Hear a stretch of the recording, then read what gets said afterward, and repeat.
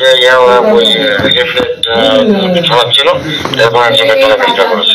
তো সকল থানাকে সতর্ক করে লিফলেট বিভিন্ন জায়গায় বিতরণ করার চেষ্টা করবে তারা, বিশেষ করে জুমার নামাজের আগে পরে মুসল্লিদের মধ্যে লিফলেট ছড়ানোর চেষ্টা করবে। যেটাকে পাবে এখন লিফলেট ছড়াইতেছে বুঝলা, আগে আয়ু অর্ধেক কমাবে, পিটাইয়া পাবলিকলি পিটাইয়া অর্ধেক আয়ু কমাবে। 25 বছর আয়ু থাকলে 12 বছর বানাবে পিটাইয়া, তারপরে থানায় নেবে।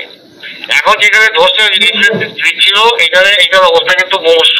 ওই ছাত্ররাই মোটামুটি কাজ পুলিশের কাজ করে গেছে, পুলিশ তো করবে না, ওরাই করে দিচ্ছে।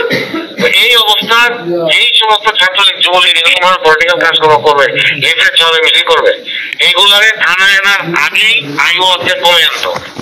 আমি কালকে জুমার আগে লিফলেট ছড়ানোর একটা কর্মসূচি ছাত্রলীগে নিয়েছে। এগুলোর ব্যাপারে আমাদের থানার পরে সবাইকে একদম অন্তর থাকতে হবে, অন্তর সকলে সর্বোচ্চ সতর্ক অবস্থায় থাকবে।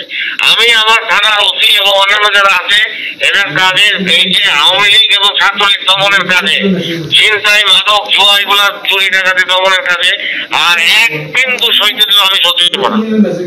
আমাকে বলে দাও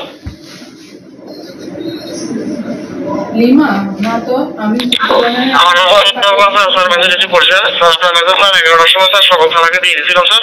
স্যার এখন স্যার আমার সবাইকে অ্যাক্টিভ করে দিয়েছেন। এই 15 বছর আমি স্যার কাজী বিষয়ে কথা করছেন।